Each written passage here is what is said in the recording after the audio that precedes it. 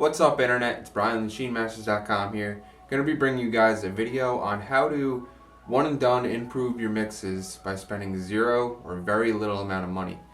We're just going to jump right into it, so let's get to the first point. Alright, so the first thing that you're going to want to do is assure that you're listening to your mixes in the right listening position. I've actually mentioned this in previous posts, and it's actually surprisingly one of the more important things that you could do, and it costs $0 because you're just adjusting where you're sitting. In addition to where you're sitting, you want to make sure that your monitors are placed at the appropriate spots as well. Now, when you're listening to a mix, you want to make sure that you're listening in an equilateral triangle compared to your speakers. So you want the same distance to be between your two speakers and your head.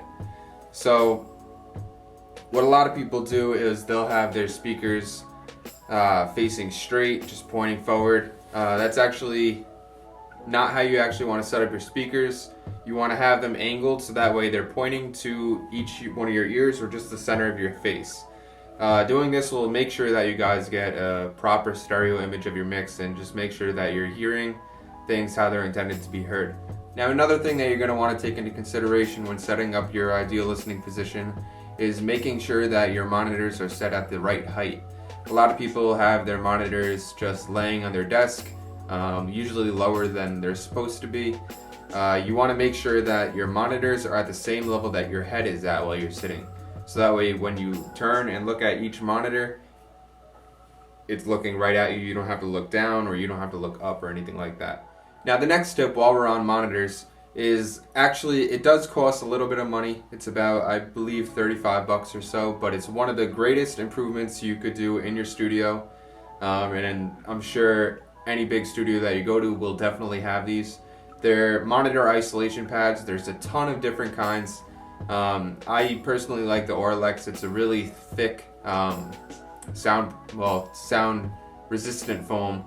And the whole purpose of this, so you put them underneath your monitors, and the whole purpose of it is to eliminate the vibrations that come from your speakers when you're mixing some heavy bass or loud frequencies.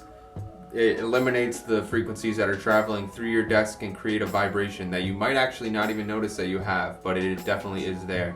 And once you get these pads, put them underneath your monitors, you'll notice a clear day and night difference, and you'll really notice a big difference in your mixes. Now, the next tip that I want to bring you guys is listening to your mixes with headphones. This one is also absolutely free as long as you have headphones. Listening in as many different sources as you can actually is the best thing that you could do for your mix because it gives you a different perspective of what your mix sounds like.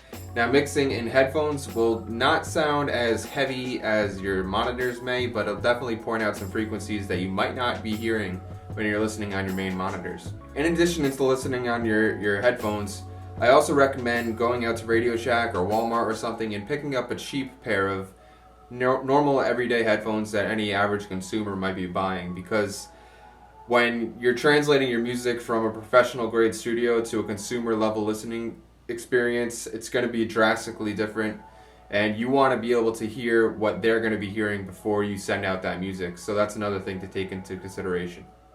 Now, another tip that I want to bring you guys is actually one of my favorites. I learned it a long time ago, and I've been doing it ever since. It's when you're finally done with your mix, don't actually just sit there, settle on it, and hit bounce and just send out your music. What you should actually do is play your music, turn up the volume a little bit, and travel to different rooms throughout your house. Maybe the next room over, maybe a floor up if you have multiple floors, and just listen to your mix in that situation. This will often kind of damper out some of the high frequencies, and you'll be able to notice a lot of different things that are going on in your low frequency range that's normally really hard to hear when you have your mids and highs kind of overpowering that range. Now, the next tip I want to bring you guys, a lot of you guys may have already heard if you do any research on mixing or anything like that. When you're done with your mix, create a quick bounce of it. You could have it mastered if you're working on the mastering process as well. And go bring it out to your car and listening on your car stereo system, because 90% of the music that a consumer is going to be listening to, they always listen to music in the car. So you want to make sure that it translates well to an average or maybe above average or less than average car stereo system, so that way you're not shocked when you hear your product and you notice, wow, 1K hertz is really popping out on my car stereo, and meanwhile it wasn't on your main speakers. So that's a crucial one that's been around for years. Everybody really does it, so make sure that you go and do that. Check your mixes in your car before you send anything out. Now this next idea is, actually it does cost money, but if you have some extra monitors laying around, say you upgraded your monitors in the past and you have your old set just hanging out in your back room or under your desk or something, and you're not using them because you got these new big 8-inch monitors or something like that, go back and take those smaller guys out and set up a second pair of monitors. Doing this will give you 2 different listening experiences. As I said earlier, it's great to listen on as many different sound systems as you can, because it'll give you different perspectives and different frequencies will pop out at you. So I recommend taking out those old monitors, setting them back up. There's a bunch of different control stations that you could get, or you could even just switch out the cables. I did that for a long time. So say you have one set of main outs on your interface, you could just take the cables that are plugged into your main monitors, plug them into your smaller monitors real quick, check the mix, send them back to your main monitors, and so forth. Now another one that I really enjoy to do, and it's really pleasing to the ear, is mixing in mono for a while. I also learned this a long time ago.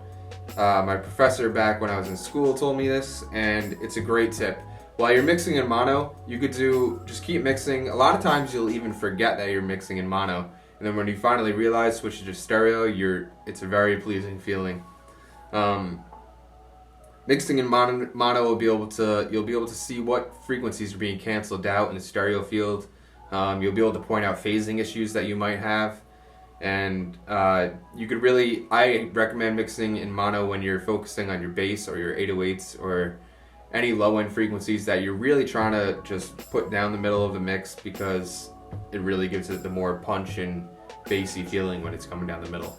And now the last thing that I want to bring you guys is another thing that will cost a little bit of money but is 100% worth it. It is soundproofing your room, or not even soundproofing, just acoustically treating your room. I know there's a whole bunch of complete room kits that they sell which are really expensive, but what you could actually do, and what I have done, is built my own acoustic panels. There's a ton of videos on YouTube, and for something like maybe $100, $200, you could treat your room and really notice a big difference in the sound quality in your listening room compared to not having any treatment and having just dry walls, dry ceilings, dry floors, and things like that. So I hope you guys took a lot away from this video. If there's any questions, please leave them in the comments or message me directly. Until next time, guys, I hope you learned a lot. Peace out.